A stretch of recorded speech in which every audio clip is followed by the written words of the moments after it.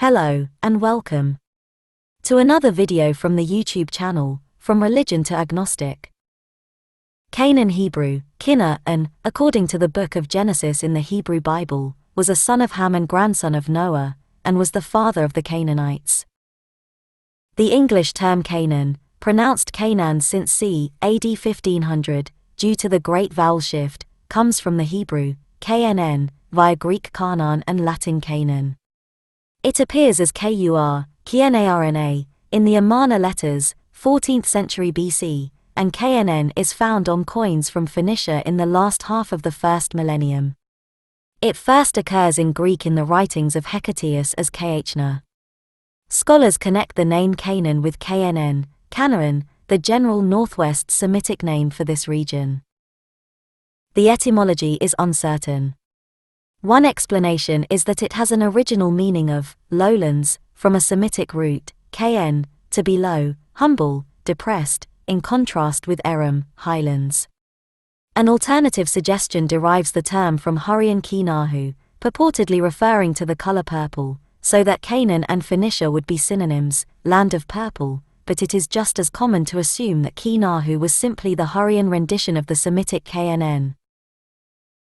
And so now, pause, I want to reflect, let's look at where it's said, and I quote. The English term Canaan, pronounced Canaan since c. AD 1500, due to the great vowel shift, comes from the Hebrew, Knn. So let's check it, the great vowel shift. The great vowel shift was a series of changes in the pronunciation of the English language that took place primarily between 1400 and 1700, beginning in southern England and today having influenced effectively all dialects of English. Through this vowel shift, the pronunciation of all Middle English long vowels was changed. Some consonant sounds changed as well, particularly those that became silent. The term great vowel shift is sometimes used to include these consonant changes. English spelling started being standardized in the 15th and 16th centuries, and the great vowel shift is the major reason English spellings now often deviate considerably from how they represent pronunciations.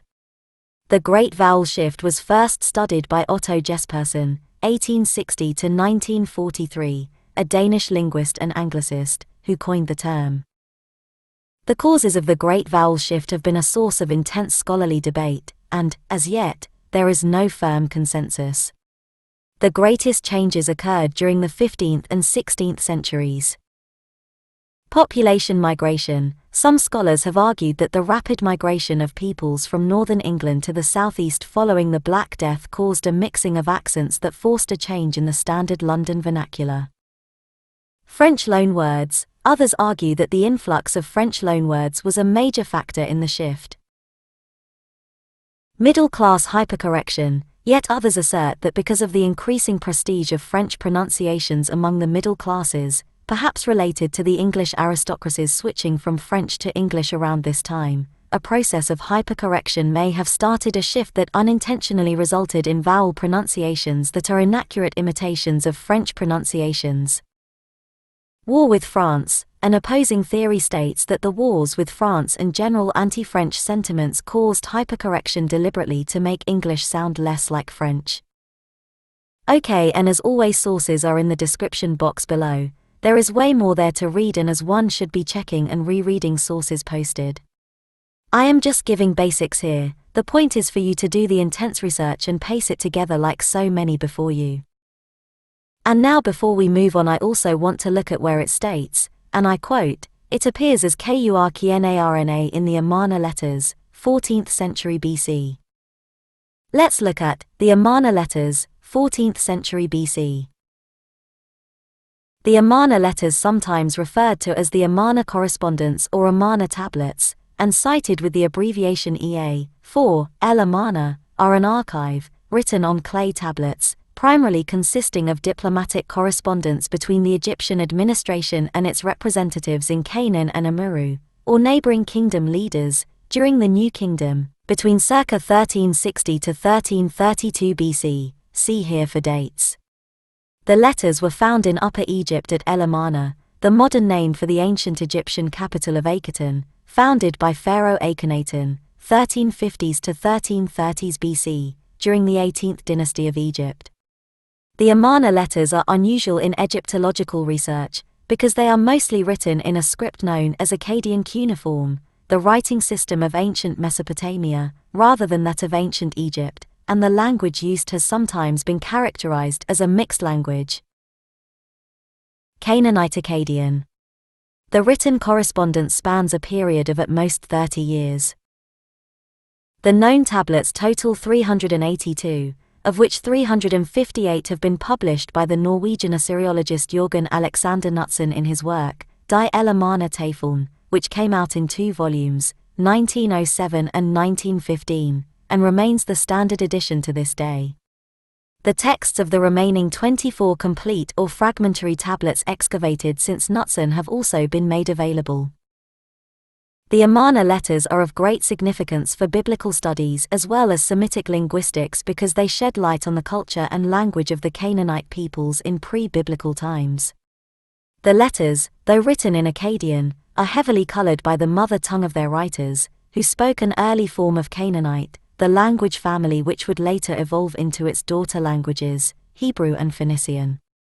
These Canaanisms provide valuable insights into the proto-stage of those languages several centuries prior to their first actual manifestation.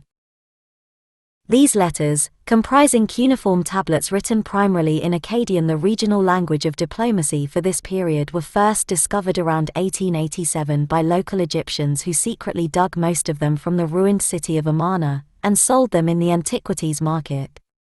They had originally been stored in an ancient building that archaeologists have since called the Bureau of Correspondence of Pharaoh. Once the location where they were found was determined, the ruins were explored for more. The first archaeologist who successfully recovered more tablets was Flinders Petrie, who in 1891 and 1892 uncovered 21 fragments. Émile Chassenat, then director of the French Institute for Oriental Archaeology in Cairo, acquired 2 more tablets in 1903. Since Knutson's edition, some 24 more tablets, or fragments, have been found, either in Egypt, or identified in the collections of various museums. The initial group of letters recovered by local Egyptians have been scattered among museums in Germany, England, Egypt, France, Russia, and the United States. Either 202 or 203 tablets are at the Vorderasiatisches Museum in Berlin, 99 are at the British Museum in London, 49 or 50 are at the Egyptian Museum in Cairo, 7 at the Louvre in Paris, 3 at the Pushkin Museum in Moscow, and 1 in the collection of the Oriental Institute in Chicago. The archive contains a wealth of information about cultures, kingdoms, events and individuals in a period from which few written sources survive. It includes correspondence from Akhenaten's reign, Akhenaten who was also titled Amenhotep IV, as well as his predecessor Amenhotep III's reign. The tablets consist of over 300 diplomatic letters. The remainder comprise miscellaneous literary and educational materials. These tablets shed much light on Egyptian relations with Babylonia, Assyria, Syria, Canaan, and Elashia, Cyprus, as well as relations with the Mitanni and the Hittites. The letters have been important in establishing both the history and the chronology of the period. Letters from the Babylonian king, Kadashman and Lil-I, anchor the timeframe of Akhenaten's reign to the mid-14th century BC. They also contain the first mention of a Near Eastern group known as the Habiru, whose possible connection with the Hebrews due to the similarity of the words and their geographic location remains debated. Other rulers involved in the letters include Tishrata of Mitanni, Libayu of Shechem, Abdi Heba of Jerusalem, and the quarrelsome king, Rib-Hadar, of Byblos, who, in over 58 letters, continuously pleads for Egyptian military help. Specifically, the letters include requests for military help in the north against Hittite invaders, and in the south to fight against the Habiru. Okay, and like I said yesterday, big rabbit hole, that we will refrain from jumping down at the moment. Just note that, the armana letters, important. And now let's go back to Cannan, son of Ham. According to the Table of Nations in Genesis 10, verses 15 to 19, Canaan was the ancestor of the tribes who originally occupied the ancient land of Canaan, all the territory from Sidon or Hamath in the north to Gaza in the southwest and Losha in the southeast. This territory, known as the Levant, is roughly the areas of modern-day Israel, Palestine, Lebanon, western Jordan, and western Syria. Canaan's firstborn son was Sidon, who shares his name with the Phoenician city of Sidon in present-day Lebanon. His second son was Heth. Canaan's descendants, according to the Hebrew Bible, include Sidonians, Hittites, children of Heth, Jebusites, Amorites, Girgashites, Hivites, Arkites, Sinites, Arvadites, Zemarites, Hamathites. According to traditional Ethiopian histories, Canaan's son Awadi, lit. The Arvadite, and his wife Intella crossed from Asia into Ethiopia in 2101 BC, and the Canaan tribe was said to be descended from their son, Anea. There is further an Ethiopian tradition that two other Canaanite tribes, viz. the Sinites and Zemarites, also entered Ethiopia at the time it was ruled by the Kingdom of Cush, and became the Shankela and Wato peoples, respectively. The Canaan relate that they share their Canaanite origin with the other Agor groups. The Omatic-speaking Shinasha have a similar tradition of descent from Canaan's son Hamati. Similarly, the Shinasha extend the Canaanite ancestry to neighboring ethnic groups. The Persian historian Muhammad ibn Jarir al-Tabari, c. 915, recounted a tradition that the wife of Canaan was named Arsul, a daughter of Batuel son of Tiras, and that she bore him the blacks, Nubians, Fetzan, Zanj, Zagawa, and all the peoples of the Sudan. Likewise, Abd al-Hakam tells that Canaan is the father of the Sudan, sub-Saharan Africans, and the Abyssinians. The German historian Johannes Aventinus, fluid circa 1525, recorded a legend that Canaan's sons the Arkite and the Hamathite first settled in the area of Greece, and gave their names to the regions of Arcadia and Emathia. Okay, and now back to Canaan, son of Ham. According to Genesis 9:20-27, Noah became drunk, then cursed his grandson Canaan, for the transgression of Canaan's father, Ham. This is the curse of Canaan, to which the misnomer, curse of Ham, has been attached since classical antiquity. Ham's transgression, and Ham, the father of Canaan, saw the nakedness of his father, and told his two brethren without. Genesis 9:22. Some modern scholars view the curse of Canaan in Genesis 9:20-27 as an early Hebrew rationalization for Israel's conquest of Canaan. When Noah cursed Canaan in Genesis 9:25, he used the expression "Cursed be Canaan, a servant of servants he shall be to his brethren," NKJV, the expression, servant of servants, otherwise translated, slave of slaves, NIV emphasizes the extreme degree of servitude that Canaan will experience in relation to his brothers. In the subsequent passage, of Shem, may Canaan be his servant, 9:26, the narrator is foreshadowing Israel's conquest of the Promised Land. Biblical scholar Philip R. Davies explains that the author of this narrative used Noah to curse Canaan, in order to provide justification for the later Israelites driving out and enslaving the Canaanites. Okay, and so let's look at this curse of Ham.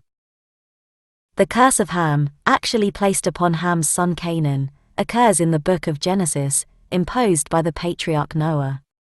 It occurs in the context of Noah's drunkenness and is provoked by a shameful act perpetrated by Noah's son Ham, who saw the nakedness of his father. The exact nature of Ham's transgression and the reason Noah cursed Canaan when Ham had sinned have been debated for over 2,000 years.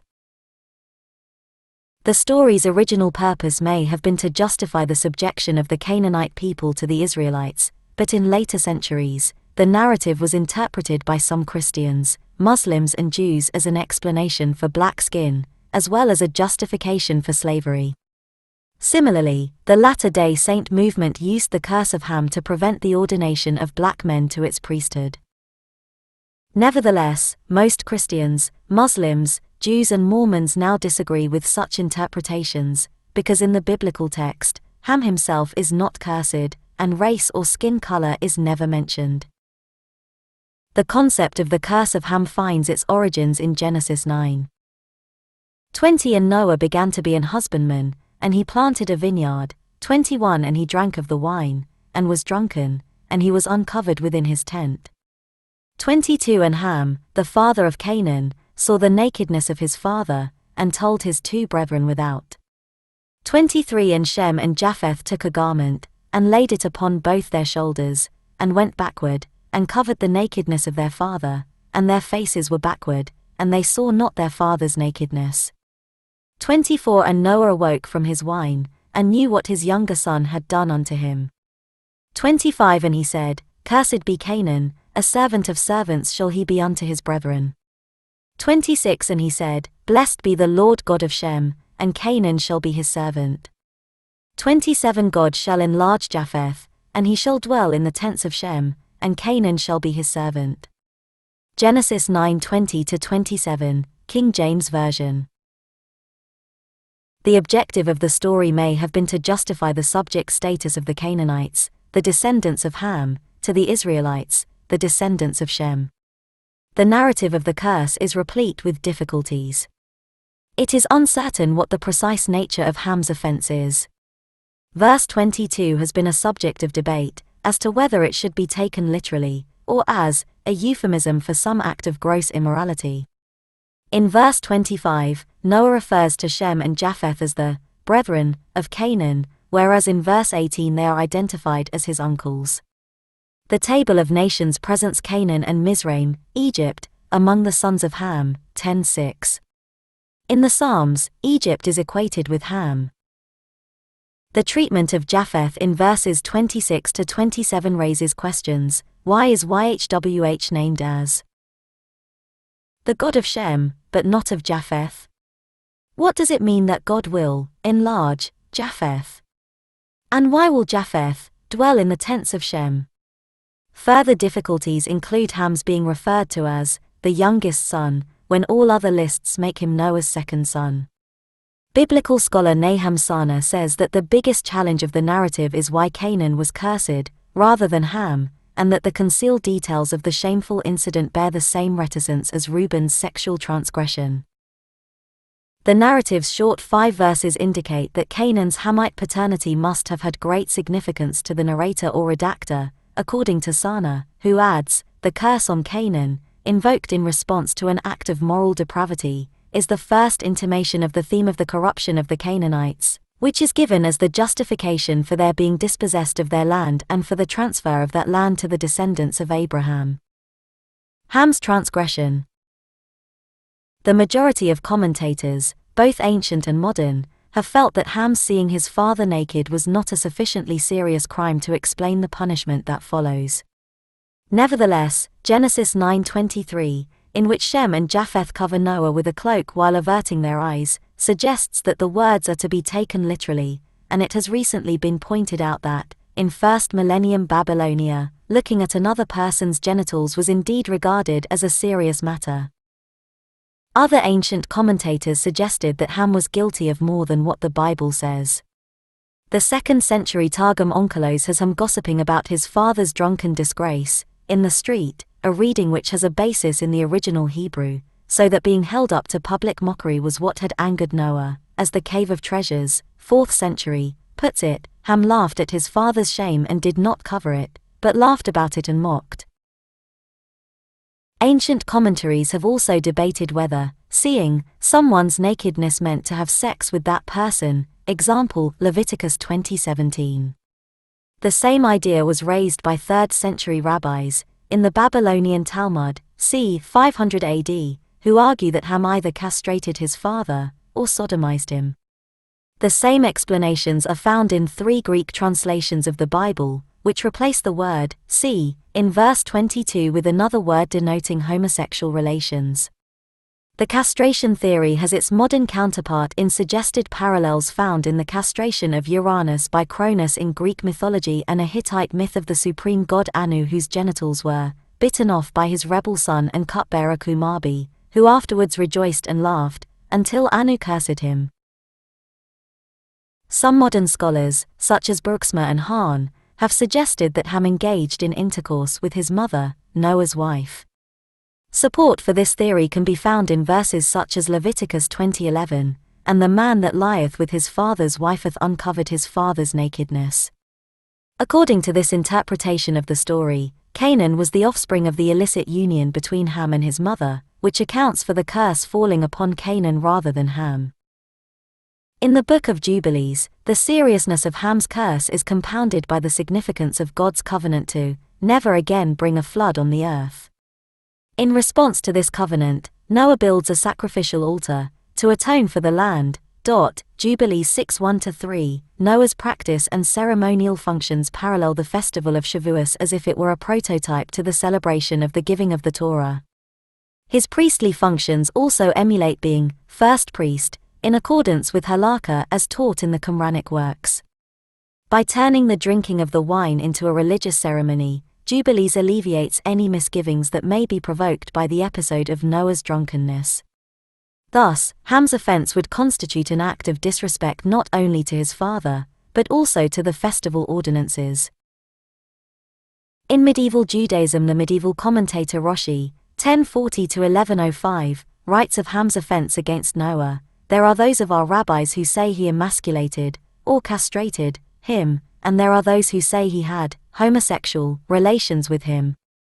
Rashi cites Sanhedrin 70a, which adds that those who believe that Ham had homosexual relations with his father agree that he also emasculated him.